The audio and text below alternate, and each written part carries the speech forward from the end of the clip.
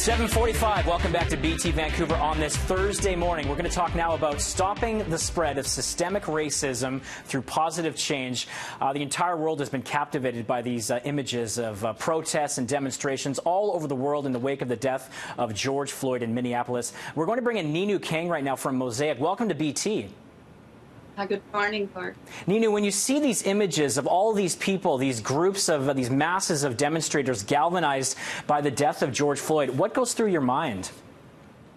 Well, I have mixed feelings. Continuing to see the image of George Floyd take his last breaths in front of the public is traumatizing, and like it is for many.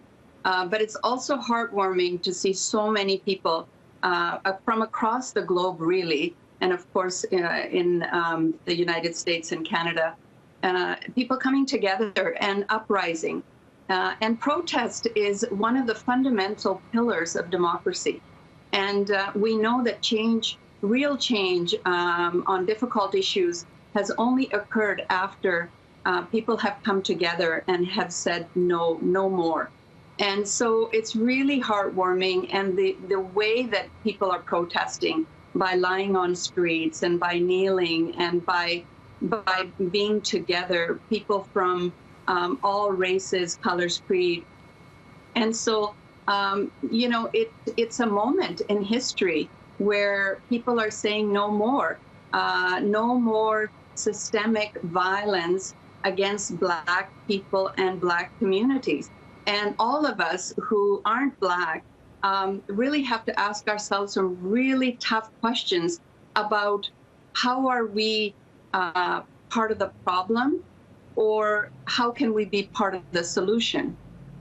That's a good distinction. And I want to mention some of the local stuff that's been happening, because we've seen a rise in racially motivated hate crimes in the Metro Vancouver area since the pandemic started. We also have to clarify, though, that a lot of these may appear to be racially motivated at first, and that may not be the case. So it speaks to the whole issue of being careful about this kind of footage. And when someone has a cell phone and records it, there's this sort of culture of shaming. So can this sometimes cause harm when it comes to spreading the message about these kind of attacks? Well, first of all, I want to say that racism and hate experienced by people of color, Indigenous people, and particularly Black individuals and communities is nothing new. Mm-hmm. So that the fact that we're seeing some images during this difficult time of pandemic is just part of racism and hate being captured on some folks' videos and it becoming viral.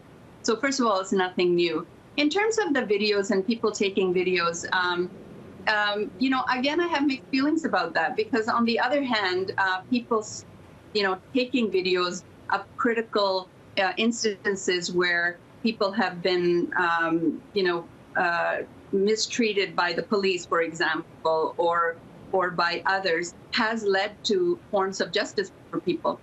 But on the other hand, I think what's really critical is that when you see somebody being hurt, being violated, racially attacked, what's really important is what's your role in that, mm-hmm. and what can you do? Like I said, how can you be part of the solution? So simply taking a video and being a bystander and not stepping in to help is not the solution. And we keep seeing this word systemic. This goes back decades, and it's something that cannot change overnight. But what can the average person do to sort of promote positive change in order to tackle these kind of mindsets?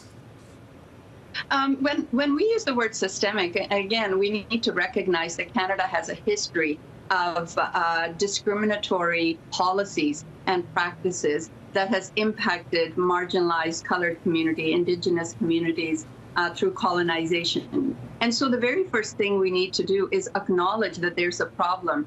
And I think part of it is that when we see there's a problem, it's really important to try to understand what is the scope of the problem. And so, you know, we, even myself included, during this time of looking at the impact of racism on Black communities, not being a Black person myself, I too need to ask myself and listen. So I think we need to listen with humility, really need to understand without resistance, because it's very easy to say, well, is that really that big of a deal, or people just making a big deal about it? And I think the last thing everybody is, and I think Black community is asking us at this time in history, is to say, what action are you going to take to make things different? And when we talk about systemic racism, we can certainly go inside our workplaces and ask ourselves, how are our practices? How are we treating the public that's coming into our workspaces? How are we treating each other in our workspaces?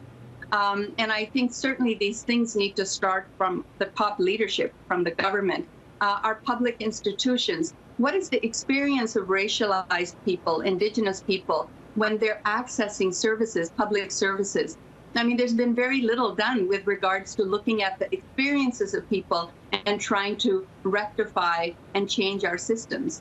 All right, some great information there, Ninu. We thank you for your insight, and people can go to the MOSAIC website for more, and you have a good day. Thank you, Thor. All right, that's Ninu Kang from MOSAIC. We thank her. And